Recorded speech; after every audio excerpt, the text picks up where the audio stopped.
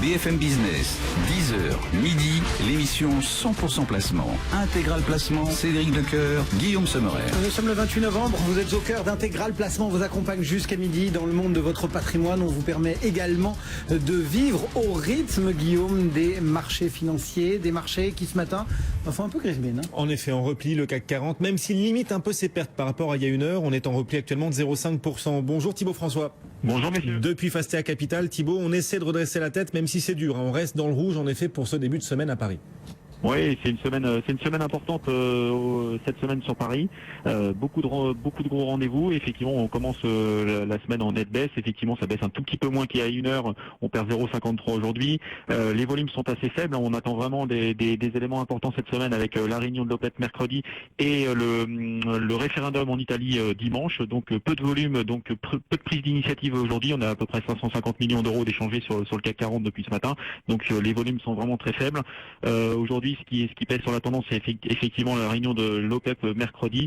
A priori, on s'attendait en tout cas à une réunion qui devait bien se passer avec, on va dire, des pays producteurs qui s'arrangent pour que la production soit réduite dans les prochains mois, dans les prochaines années. A priori, ce ne sera pas forcément le cas. En tout cas, l'Arabie Saoudite met la pression à court terme et notamment sur la Russie. Alors, est-ce que c'est du bluff ou pas? En tout cas, le marché prend quelques bénéfices suite à une grosse performance du secteur ces dernières semaines, et c'est vrai que ça pèse sur la tendance générale ce matin sur les valeurs pétrolières, notamment avec Total et Technip qui se replient assez fortement. Total abandonne actuellement 0,8%, le CAC 40 moins 0,5%, et puis vous le disiez aussi, les financières à 6 jours du référendum italien, si le non l'emporte, ce qui semble être le scénario le plus envisageable, le plus probable on va dire, si le non l'emporte, est-ce que ça ferait véritablement peser un risque sur ce secteur financier pour vous Thibaut?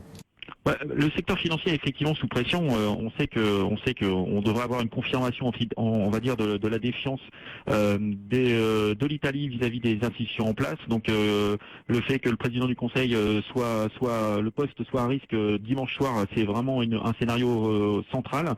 Le secteur bancaire forcément est sous pression, notamment le secteur bancaire italien. On est en repli de pratiquement 4% sur l'ensemble des valeurs bancaires italiennes.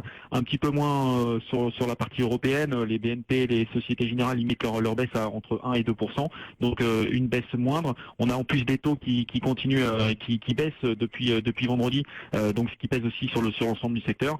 Effectivement, il faudra être prudent parce qu'il y aura une défiance généralisée du secteur bancaire. Maintenant, ça va pas remettre en cause l'intégralité de ce qui se passe depuis quelques semaines, depuis quelques mois. Il y a quand même du mieux en Europe, il y a quand même du mieux aux États-Unis.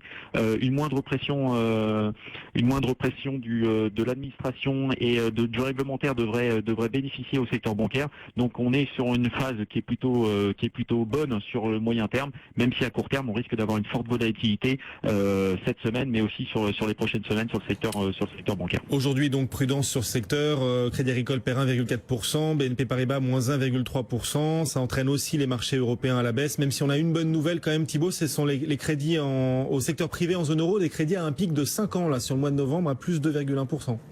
Oui, c'est une bonne nouvelle.